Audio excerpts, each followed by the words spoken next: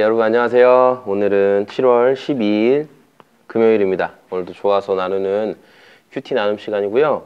오늘 말씀은 에스겔 1장 1절에서 14절까지 말씀입니다. 에스겔은 하나님께 부름받은 선지자였고요.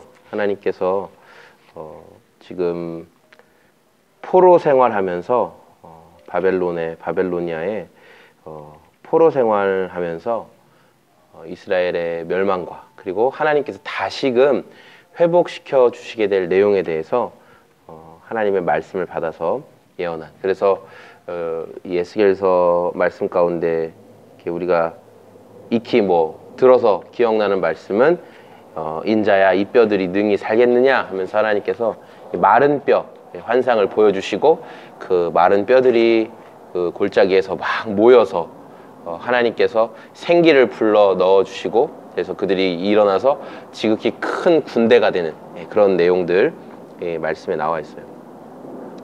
오늘은 그 말씀의 시작인 1절부터 14절까지의 말씀인데요.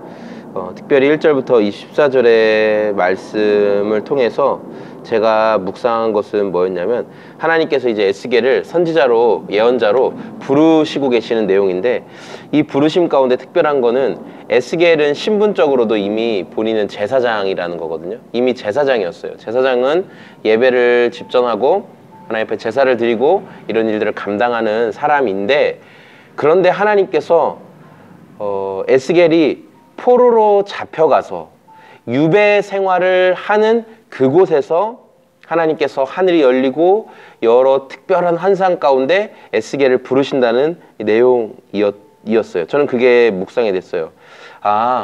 내가 이미 제사장이고 내가 이미 많은 예배를 드리고 제사 행위를 드릴지라도 거기에서 하나님께서 나에게 어떤 특별한 부르심이나 하나님께서 나에게 이런 특별한 예언적인 내용을 보여주시지 않을 수도 있는데, 내가 생각할 때는 너무나 불합리하고 좋지 않은 환경, 그러니까 에스겔에게 있어서는 포로로 잡혀가는 유배 생활을 하는 이 환경은 좋지 않은 환경이잖아요.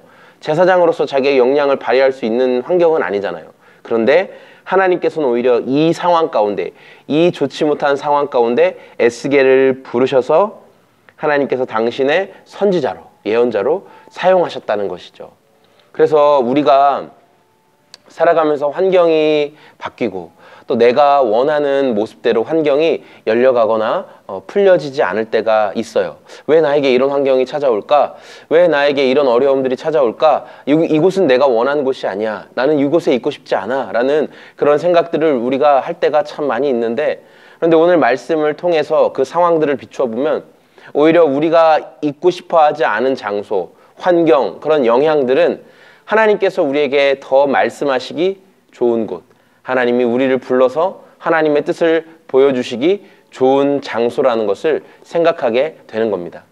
오히려 하나님은 광야에서 아무것도 없는 그 괴로움의 장소, 외로움의 장소, 쓸쓸함의 장소에서 당신의 백성들을 훈련시키시고 또 당신의 사람들을 세우셨던 것을 보게 되면서, 우리가 내가 원하는 환경, 또 우리가 어떤 여건이나 상황이 막 변화될 때 우리가 막 요동하고 초조해하고 두려워하기보다는 하나님이 그 상황 가운데 나에게 무엇을 말씀해 주실까, 하나님이 나에게 놓인 그 환경 가운데 무엇을 깨닫게 해 주시려고 하나라는 것들을 물어보고 하나님의 음성을 듣기를 기뻐하고 가까이 하는 저와 여러분이 다 되셨으면 좋겠습니다.